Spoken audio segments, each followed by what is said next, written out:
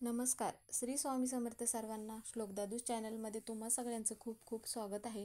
स्वामी तुम्हा सगळ्यांना कायम सुखी ठेवो ही स्वामीचरणी प्रार्थना करते आणि आजच्या व्हिडिओला सुरुवात करते. तर आजचा व्हिडिओ असा आहे की गुरुवारी आहे गुरुपुष्य अमृत योग. तर आजच्या दिवशी आपली एखादी इच्छा पूर्ण करून घेण्यासाठी किंवा आपल्या घरातील इडापिडा घालवण्यासाठी आपल्याला औदुंबराच्या झाडाचं एक पान घरी घेऊन यायचं आहे आणि मग त्याचा कसा उपाय करायचा आहे ते आजच्या व्हिडिओमध्ये आपण बघणार आहोत. तर व्हिडिओ शेवटपर्यंत नक्की बघा. व्हिडिओ जर आवडला तर व्हिडिओला लाईक करा. तर गुरुपुष्य अमृत योग म्हणजे काय? पुष्य नक्षत्र गुरुवारी आल्यास त्या योगास गुरुपुष्य अमृत योग असे म्हणतात. गुरुपुष्य अमृत योग हे फार क्वचितच येतं, म्हणजे ज्या गुरुवारी पुष्य नक्षत्र येतं त्या दिवशी गुरुपुष्य अमृत योग असतो. हा योग सर्व कार्यास म्हणजे शुभ मानला जातो. गुरुवारी पुष्य नक्षत्र आल्यास शुभ मानले जाते आणि मग याचं फळ आपल्याला नक्की मिळतं. तर आजच्या दिवशी आपण ज्या पण काय वस्तू खरेदी करतो किंवा एखादा व्यवसाय सुरू करणार असेल तर हा दिवस शुभ मानला जातो. तर मग आजच्या दिवशी म्हणजेच की गुरुपुष्य अमृत योग आहे, तर आज आपण काही उपाय करायचे आहेत. तर या उपायाने काय होतं की भगवान विष्णू आणि माता लक्ष्मी यांना प्रसन्न करण्यासाठी, त्याचप्रमाणे आपल्या गुरूंना म्हणजेच की श्री स्वामी समर्थ यांना, श्री गुरुदेव दत्त महाराज यांना आपल्याला आपण प्रसन्न करून घेऊ शकतो. तर या दिवशी आपल्याला लवकर उठायचे आहे. लवकर उठल्यानंतर अंगण वगैरे स्वच्छ झाडून पुसून घ्यायचं आहे. ज्यावेळेस तुम्ही अंगणात पाणी शिंपडणार असाल त्यावेळेस मग थोडीशी त्या पाण्यामध्ये हळद आणि थोडंसं गोमूत्र टाकून मग ते पाणी शिंपडायचं आहे. त्याचप्रमाणे ज्यावेळेस मग आपण आंघोळ करत असेल त्यावेळेस मग आंघोळ करताना त्या पाण्यामध्ये चिमूटभर हळद घालायची आहे आणि मग आंघोळ झाल्यानंतर आपल्या घराच्या अंगणात हळद आणि गोमूत्र टाकलेले पाणी शिंपडायचे आहे. यामुळे काय होते की आपल्या घराच्या परिसरातील नकारात्मकता दूर होण्यास मदत होते.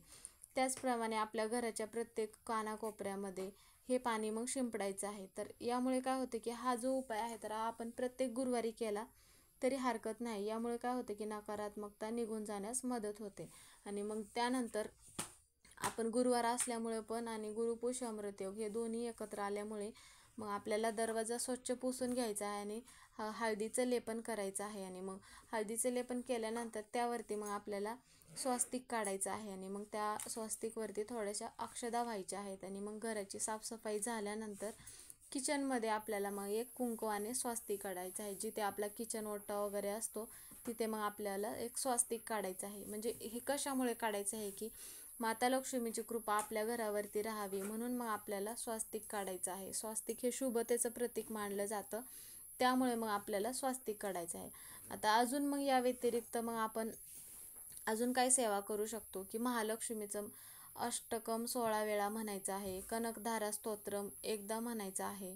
आणि मग तुमच्याकडे जर श्रीयंत्र असेल तर श्रीयंत्रावरती कुंकुमार्चन करायचं आहे. किंवा मग नसेल तर मग 1 रुपयाचा नाणं घ्यायचं आहे आणि मग त्यावरती कुंकुमार्चन करायचं आहे तुम्हाला. आणि त्यानंतर ते जे नाणं आहे ते नाणं मग तुम्हाला तिजोरीमध्ये ठेवायचं आहे. आपण रोज आपल्या घरातील आलेली लक्ष्मी ज्या ठिकाणी ठेवतो, रोज आपण जेथे पैसे ठेवतो तेथे मग ते नाणं ठेवलात तरी हरकत नाही. आणि मग आजचा जो हा उपाय आहे ते औदुंबराच्या झाडाचा, म्हणजेच की याला उंबराचं पण झाड असे म्हणतात. तर मग यामध्ये श्री गुरुदेव दत्त आणि भगवान विष्णू यांचा वास असतो, त्यामुळे आजच्या दिवशी जो पण काय उपाय कराल त्याचं फळ म्हणजे नक्की मिळतं. आणि भगवान विष्णूंची कृपा आणि माता लक्ष्मीची कृपा आपल्यावरती राहते. त्यामुळे मग आजच्या दिवशी आवर्जून औदुंबराचं पान मग आपल्याला घरी घेऊन यायचं आहे. तर मग काय करायचं आहे, हे पान तोडत असताना सकाळी 12च्या अगोदरच हे पान तोडायचं आहे आणि मग 4च्या अगोदरच मग हा उपाय करायचा आहे. आणि मग सगळ्यात पहिली गोष्ट म्हणजे औदुंबराचं पान हे तोडल्यानंतर ज्यावेळेस तुम्ही औदुंबराचं पान तोडायला जाल त्यावेळेस मग तिथे अगोदर औदुंबराच्या झाडाला प्रदक्षिणा घालायची आहे. आणि जिथे औदुंबराचं झाड असेल तिथे आपलं डोकं टेकवायचं आहे आणि मग प्रार्थना करायची आहे औदुंबराच्या झाडाला की माझी जी पण काही इच्छा आहे ती इच्छा पूर्ण करा म्हणून. आणि मग ते पान तोडून मग आपल्याला घरी घेऊन यायचं आहे. आणि मग घरी आल्यानंतर एक पूजा मांडायची आहे भगवान विष्णूंची आणि मग माता लक्ष्मीची. आणि त्यानंतर एक दिवा लावायचा आहे आणि त्या दिव्यामध्ये थोडीशी हळद आणि अक्षदा टाकायची. आता हा दिवा तुपाचा लावायचा आहे. आता तुपाचं नसेल तर मोहरीचं किंवा तिळाचं तेल दिवा मग लावायचा आहे. आणि त्यामध्ये थोडीशी हळद आणि थोडेशा अखंड अक्षदा मग त्यात टाकायचे आहे. आता तुम्ही जे पान आणलं आहे औदुंबराचं ते पान घेऊन यायचं. स्वच्छ धुवायचं आहे आणि मग त्या पानावरती चंदनाने तुमची जी पण काही इच्छा आहे, आता तुम्हाला धनप्राप्ती पाहिजे असेल तर मग एखाद्या शब्दामध्ये धनप्राप्ती लिहायचं आहे आणि ते चंदनाने लिहायचं आहे तुम्हाला, किंवा मग संतान प्राप्ती असेल तर मग संतान प्राप्ती म्हणून लिहायचं. तर जी पण काही इच्छा असेल ती थोडक्यात लिहायची आहे आणि मग भगवान विष्णूंना ते पान अर्पण करायचं आहे. आणि मग भगवान विष्णूंचा ओम नमो भगवते वासुदेवाय नमः हा मंत्र 108 वेळा म्हणायचा आहे. किंवा मग विष्णू सहस्त्रनाम म्हटलात तरी हरकत नाही, किंवा तुम्ही मग मोबाईलवर लावलात तरी चालेल. आणि मग त्यानंतर तुम्ही जे एक ताट घ्यायचं आहे आणि त्या ताटामध्ये थोडेसे तांदूळ टाकायचे आहे आणि त्यावरती ते पान ठेवायचं आहे. आणि मग त्या तांदळावर ते पान ठेवल्यानंतर मग तुम्हाला एक लाल वस्त्र घ्यायचं आहे आणि त्या लाल वस्त्रामध्ये ते पान आणि थोड्याशा अखंड अक्षदा त्या पानावरती मग ठेवायचे आहेत. आणि मग हे पान तुम्हाला घेऊन औदुंबराच्या वृक्षाखाली जायचं आहे. आता ज्या ठिकाणी तुम्ही पान तोडायला गेला आहात त्याच ठिकाणी मग त्याच झाडाखाली तुम्हाला परत जायचं आहे.